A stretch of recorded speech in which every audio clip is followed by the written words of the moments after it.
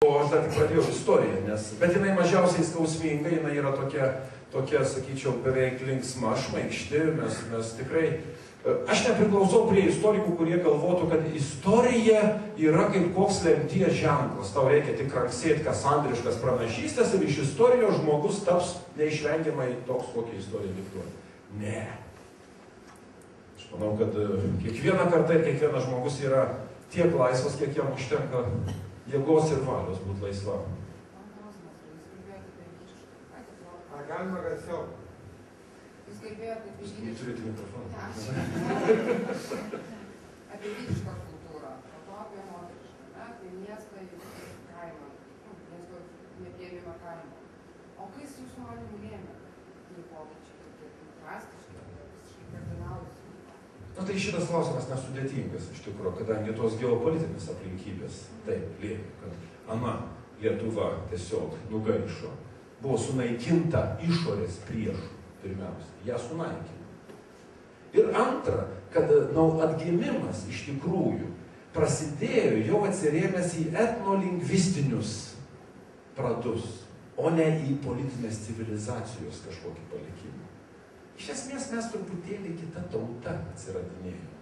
Kai mes per Lietuvos tūkstantmečio šventes ten demonstruojam tą tąsą nuo Vytauto per Radvilas iki mūsų kudirkinių valstiečių, mes truputėlį meluojam savo. Reikėtų daug komentarų. Aš netmetu iš esmės, bet viskas gerokai sudėtingiau. Nes mes atgimstam truputėlį į kitus. Na, pavyzdžiui, Česlovas Milošas, vienas iš įdomiausių lietuvių, lenkų ir pasaulio žmonių, būtų sakęs, stebuklas įvyko, bet XIX amžiaus pabaigoje lietuviai iš politinės civilizacijos veikėjų atgimė į filologijos produktą.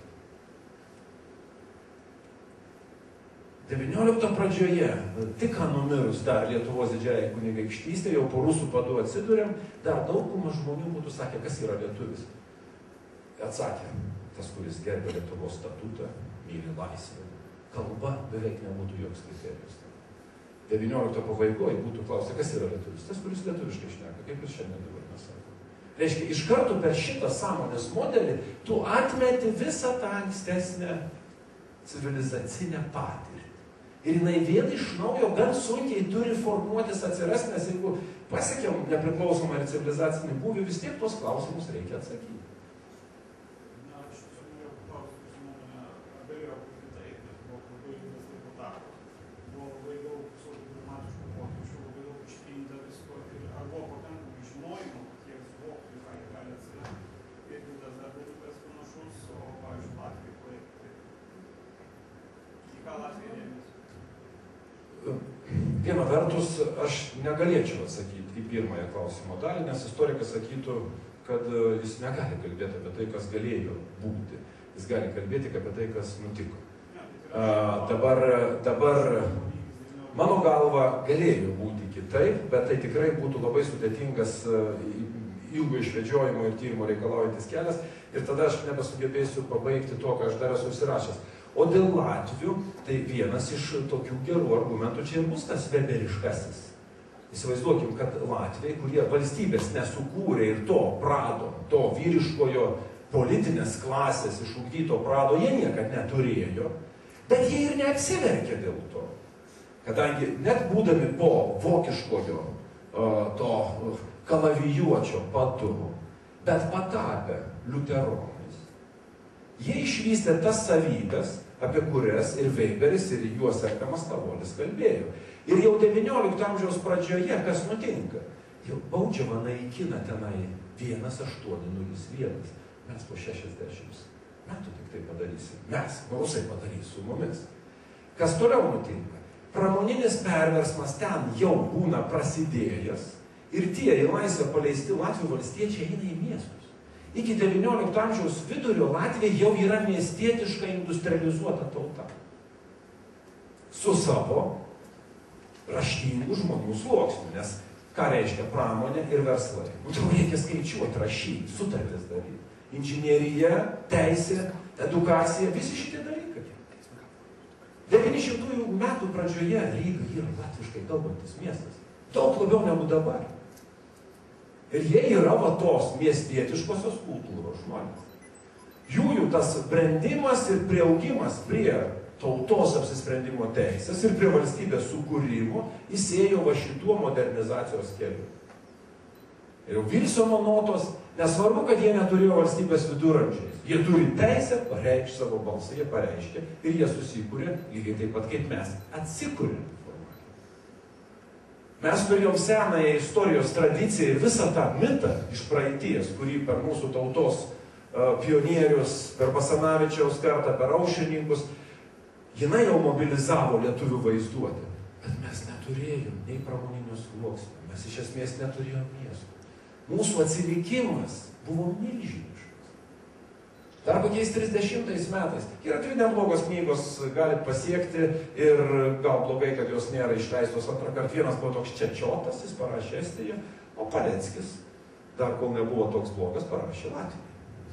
Yra visa statistika. Jeigu jūs palyginsit tuos, reiškia, materialinės kultūros skirtumus, kai Lietuva be Klaipėdos krašto iš vis būtų atrodžiusi kaip nežinia kas, bet, automobiliai, motociklai, dviračiai, radijo imtuvai, bet kokia miestietiškosios civilizacijos atributika. Ant to paties skaičiaus žmonių 3-4 kartai daugiau Estijoje, Latvijoje negu Lietuvoje. Žodžiu, jie buvo va tokie ir juos paaiškinti eina. Juos eina paaiškinti, kaip su jais darys. Dabar kaip toliau, aš bandau pabaigti tą istoriją, nes vis tiek, atvirai sakant, tai iki ko aš atėjau, iki kokių pirmojo pasaulinio karo, 20 amžiaus pradžios metų, tai atvirai sakant, dar nieko tai neatsako. Nes jau ir Vailokaičiai, jau ir Petras Vileišis, jau ir dideli žmonės, darantis toje konkurencinėje kovoje, darantis didžiulius pinigus, jau jie yra. Nors iki dabar jie dar nėra pakankamai mūsų kasdieniai istorijai. Vailokaitis buvo signataras, o Petras Vileišis, klausykit, pirmasis metalo dirbinių fabrikas Vilniuje, į kurį jisai beveik kaip patriotinį veiksmą net lietuvius darbininkus samdo. Atlaiko konkurencinę kovą, bet jisai pradeda leisti Vilniaus žinias, pirmąjį ir nuostabų lietuvišką legalų dienraštį, sukiša visą savo turtą tenai, subankrutuoja, vėl išvažiuoja į Rusiją, konkuruoja su kitais rusų investitoriais, verslininkais, vystytojais. Fantastiškas, idealus verslo ir patriotizmo mišinys viename. Ir Baikalo mūro magistralę jis buvo suprojektavęs ir būtų tikrai pastatęs geriau negu po 50 ar 60 ar 70 metų sovietai stenėjo tame Brežnevo laikais. Reiškia, tas sluoksnis jau formuojasi. Bet ir smetoninėje Lietuvoje, vis tiek pasižiūrėkit, kas yra tas tautos herojus. Tai vis tiek toks džiovininkas poetas labiau negu verslo žmogus, kuris yra pasiturintis. Kita vertus, gan pagarbiai atrodo mokytojų ar profesorių sluoksnis, didelės palyginti algos, jų natūralus autoritetas buvo grįstas ir algom ir visų kitų. Kitaip sakant, šitie dalykai darėsi, bet toks jausmas, kad nei labai individualizuotos kultūros palankių sąlygų nebuvo, nei vystėsi tos konkurencijos taisyklių poveikis. Draugijų buvo, tinklai vystėsi, bet vis tiek, žiūrėkit, kas didžiausius objektus darė. Pieno centras, tai jau valstybės monopolis, ar muzikinis teatras, kuris irgi buvo valstybės teatras. Taline 900-ųjų pradžioj jų muzikos mėgėjų tinklas arba laisvanoriška draugija pastatė tos rūmus, kurie iki šiandien tarnauja kaip labai iškilminga opera. Jų draugija padarė, jų individų sambūris, ne valstybė. Lietuvoje valstybės buvo žymiai daugiau ir dėl to daugeliui, pradedant kokią Žemaitę ir baigiant Vaižgantu, tai kėlė nusivylimą, kad ir po 18 metų mes ne tokią Lietuvą pasistatėm, kokios norėjom tada, kai kovojom. Ir šitą galima būtų įrodinėti ilgai. Bet aš prašau šitą, nes viskas labai labai trumpėja. Aš sakyčiau, kad vis tiek šiandien mes daugiausiai gyvename suminkyti, sumontuoti, suformuoti to, kas su mumis nutiko po 40-ųjų. Sovietmetis. Visų pirma, tai labai ilgas darbas. Antra, tai yra arčiausiai mūsų, natūralu. Kad, sakykime, net po 114 metų gyvenimo Rusų imperijos naguose, lietuviai ko gero buvo mažiau pakeisti negu jie tapo pakeisti po sovietinio laikotarpio. Ir kodėl? Irgi labai paprasti atsakymai.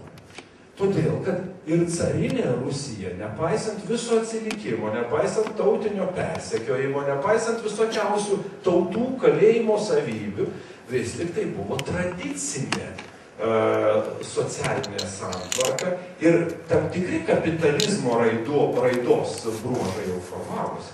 Privati žemės nusavybė, tai privati nusavybė apskritai, jinai niekur nedingo. Taip sakant, dalis to individualizmo galėjo vystytis, nes individualizmas visat su privatinė nuosavybė bus susijęs. Tu esi savęs šeimininkas, savo turto šeimininkas, tu gali jau konkuruoti, didindamas savo turtą ir galvoti, kaip ten su kokiu kitu susigyventi.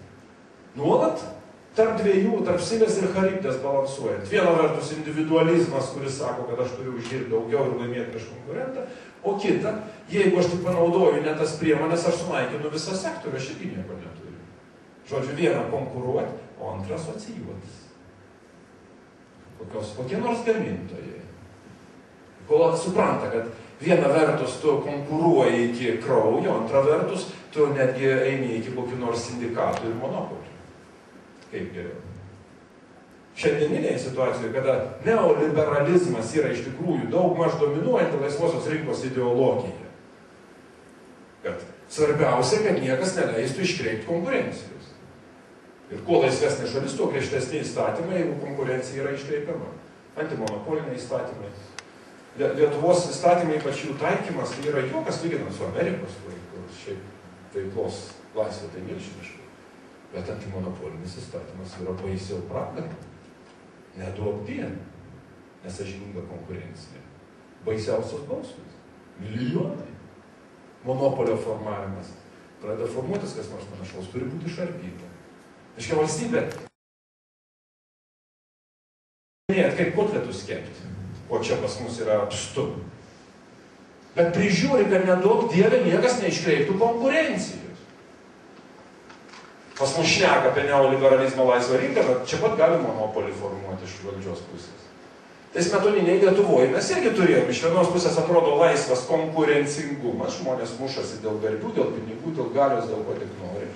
Ir tuo pačiu metu yra valstybės politika, pieno centras. Ir kitos labai sėkmingos industrijos buvo monopolizuotos, buvo monopolis. Ten, kur monopolis, ten individualizmo ir konkurencijos kultūra nesivysto taip, kaip jinai galėtų vystytis. Bet vis tiek, aš gink-dieve nemenkinu to periodo ir žmonės, kurie subrendo į 30-ųjų galą, tikrai buvo dideli, įdomus žmonės. Bėda, kad jie turėjo arba mirti Sibire, arba emigruoti, arba pasikeisti, arba prisitaikyti, arba pasislėpti. Visa tai, kas brendo, buvo tiesiog sunaikinta. Ir ateina sovietai. Ne rusifikacijos tiesioginiai kokie nors dalykai čia buvo grėsmingi. Ne. Kai buvo nacionalizuotas net pats individas. Iš vienos pusės atrodo tinklai visuotiniai, mes kalbam apie tinklus. Visi kam nors priklausė, nuo spaliukų iki komjaunimo arba profsąjungos kokios nors. Bėda, kad beveik niekas laisvanoriškai. Kur to individo nuomonė ir laisvas pasirinkimas beveik nedalyvavo. Bet užtat beveik visuotinai. Jeigu mechaniškai kokią nors Patnamo schemą paimsi, tai sakysi, kad Sovietija tai buvo rojus pilietiniai visuomenė, nes visi žmonės kam nors priklauso. Bet kadangi buvo sunaikintas pats individas, tik jokio laisvanoriškumo. Taip sakant, tai yra tik tai karikatūra, o ne kas nors daugiau. Beje, Kavolis apie šitą ir kalbėjo. Sako, jeigu kai atėjo rusai, tai jie išardė visus senesnius solidarumo tinklus, kurie buvo laisvoje Lietuvoje ir iš tradicijos susiformavę, jie vienus išardė ir tada visa galia sukūrė kitus, kurių pavadinimai mums žino. Ir sako, kas atsitiks, kai ta okupacija užtruks ilgiau, kuo vėliau įvyks tas persilaužimas, tuo skaudžiau bus išardyti ir tie tinklai, kurie buvo sovietmečiu sukurti. Ir tada, jeigu per 200 metų 2 sykius yra šitai